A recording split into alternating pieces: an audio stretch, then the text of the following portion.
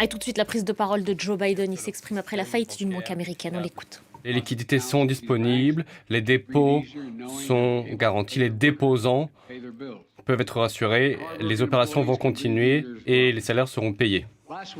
La semaine dernière, nous avons appris que la banque avait des problèmes et nous avons appris les effets sur les déposants, le système bancaire et les entreprises. J'ai demandé à mes équipes d'agir rapidement afin de protéger ces acteurs et le gouvernement a agi. C'est ce qui a été fait.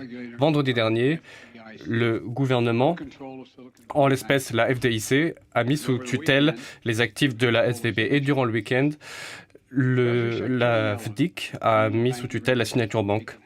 La secrétaire au Trésor, Janet Yellen, a agi, et ce, immédiatement. Premier point, tous les clients qui avaient des dépôts dans ces banques peuvent être assurés, totalement assurés, qu'ils seront protégés et qu'ils continueront à avoir accès à leur argent, et ce, dès aujourd'hui. Cela implique également les petites entreprises qui doivent payer leurs factures, leurs salaires et qui doivent poursuivre leurs opérations. Je tiens à souligner ce point. Il n'y aura pas de coût pour les contribuables américains. Je le répète, pas de coût pour le contribuable américain. Non, ce seront les fonds d'assurance des banques qui prendront en charge les coûts, et ce, grâce à l'action initiée par le gouvernement. L'argent sera disponible quand les déposants en auront besoin. Deuxième point, si la banque est mise sous tutelle par le FDIC, les directions des banques impliquées seront licenciées. Troisièmement, les investisseurs ne seront pas protégés. Ils avaient conscience des risques. Lorsque les risques se réalisent, les investisseurs perdent leur argent. C'est la façon dont fonctionne le capitalisme.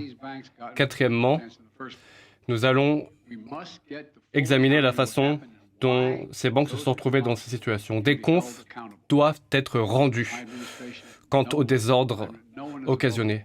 Personne n'est au-dessus de la loi. Et enfin, nous devons réduire les risques quant à la perspective que cela se produise de nouveau. Durant l'administration Obama et Biden, nous avons mis en place des obligations élevées vis-à-vis des banques comme la SVB et la Signature Bank.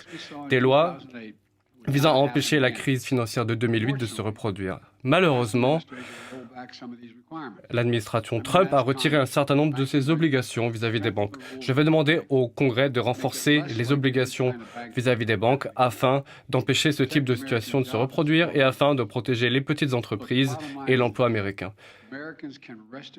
En conclusion, je tiens à vous dire, mes chers compatriotes, que votre système bancaire est en sécurité, vos dépôts, votre épargne sont en sécurité. Nous allons faire tout ce qui est nécessaire afin de garantir cela. Dans un contexte plus général, nous avons fait des progrès économiques importants au cours des années écoulées, 12 millions de créations d'emplois, davantage de créations en 2 ans qu'au cours de tous les mandats précédents. Nous avons diminué le chômage au cours des 14 derniers mois. Les salaires augmentent, en particulier pour les bas et les salaires intermédiaires. De nouvelles entreprises ont été créées.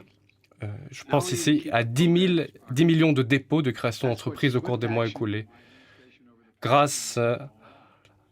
Et tout cela grâce à l'action de mon gouvernement. De quoi s'agit-il? Nous voulons protéger les clients, les déposants, les entreprises pour le peuple américain. Merci à tous. Que Dieu vous protège et protège nos troupes. Je vous retrouve en Californie.